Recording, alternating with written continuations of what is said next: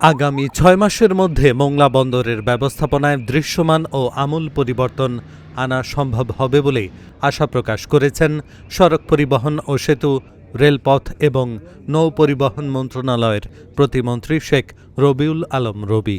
আজ শনিবার মোংলা বন্দরে এক ঝটিকা সফরে এসে জেটিতে সাংবাদিকদের সঙ্গে আলাপকালে তিনি এ আশাবাদ ব্যক্ত করেন।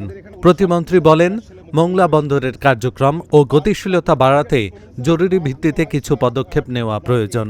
তিনি আরও বলেন, সরেজমিনে সফরের মাধ্যমে উন্নয়নের প্রয়োজনীয় দিকগুলো চিহ্নিত করা হয়েছে। ঢাকায় ফিরে সংশ্লিষ্ট দপ্তরগুলোর সঙ্গে আলোচনা করে দ্রুত এগুলো বাস্তবায়নের উদ্যোগ নেওয়া হবে। পরিদর্শনকালে প্রতিমন্ত্রীর সঙ্গে মোংলা বন্দর কর্তৃপক্ষের chairman rear admiral Shahin Rahman সহ বন্দরের ঊর্ধ্বতন কর্মকর্তারা উপস্থিত ছিলেন। বাংলাদেশের দ্বিতীয় সামুদ্রিক বন্দর জাতীয় অর্থনীতিতে গুরুত্বপূর্ণ ভূমিকা পালন করছে। বন্দরটিকে আরো ভালোভাবে ফাংশন করানোর অনেক সুযোগ আছে। কিছু কিছু পদক্ষেপ গ্রহণ করলেই এই বন্দরটি একটা পরিপূর্ণ সফল সামুদ্রিক বন্দর হিসেবে প্রতিষ্ঠিত করা সম্ভব, যা জাতীয় অর্থনীতিতে গুরুত্বপূর্ণ ভূমিকা রাখে। রপ্তানি, আমদানি দুটিতেই একটা গুরুত্বপূর্ণ ভূমিকা রাখা সম্ভব। ইতিমধ্যে রেল সংযোগ প্রায় প্রতিষ্ঠিত। নৌ স্থল যোগাযোগ ব্যবস্থাপনা কিন্তু আরো কিছুটা উন্নত করার প্রয়োজন আছে, যদি আমরা এটাকে শতভাগ এর সক্ষমতা এবং সম্ভাবনাকে কাজে লাগাতে চাই। সে বিষয়ে আমার কর্তৃপক্ষের সাথে আলোচনা হয়েছে। সেক্রেটারি ছিলেন, নৌ পরিবহন মন্ত্রণালয় ইন্দ্রের চেয়ারম্যান ছিলেন, সংশ্লিষ্ট অন্যরা ছিলেন। আলোচনা হয়েছে কিছু পদক্ষেপ খুবই জরুরি এই মুহূর্তে গ্রহণ করার। সেটি আমি ঢাকায় ফিরে চেষ্টা করব দ্রুততম সময়ের মধ্যে নেওয়ার। আবার কিছু হচ্ছে স্বল্পমেয়াদী, দীর্ঘমেয়াদী, মধ্যমেয়াদী। কি করলে মানে জাতীয় অর্থনীতি এবং জাতীয় বৈদেশিক বাণিজ্যে একটা গুরুত্বপূর্ণ ভূমিকা এই বন্দরকে ব্যবহার করে রাখা যায়, সেই চেষ্টার অংশ হিসাবে এখানে বসা। তো আমি জ্ঞাত হয়েছি, করণীয় অনেকটা নির্ধারণ করতে পেরেছি।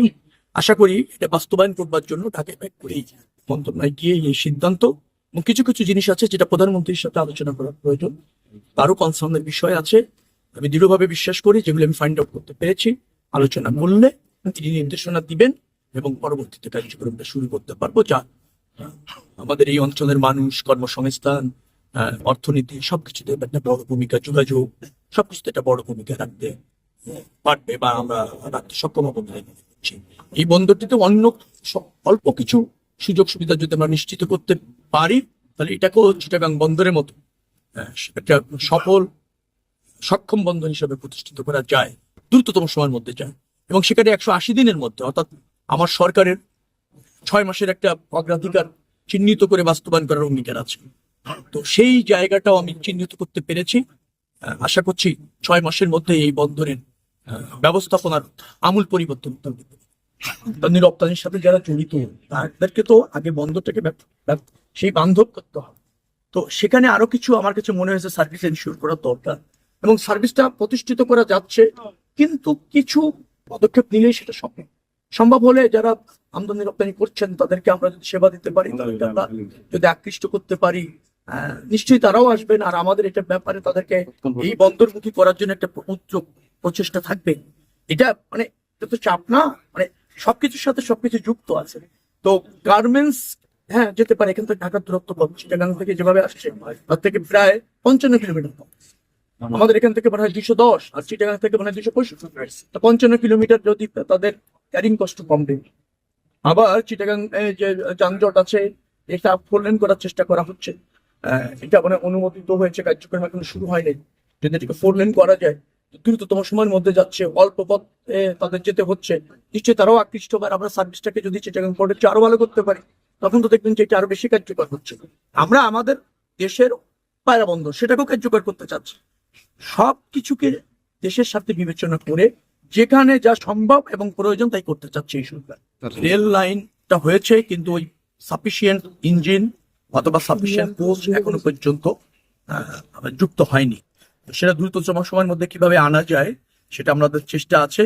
এখানে এটা জরাজীর্ণতা ছিল, সেটা হচ্ছে রেল লাইন মেরামতের টেন্ডার একসময় হচ্ছে, ইঞ্জিন আনার টেন্ডার একসময় হচ্ছে, কোচ আনার টেন্ডার একসময় হচ্ছে।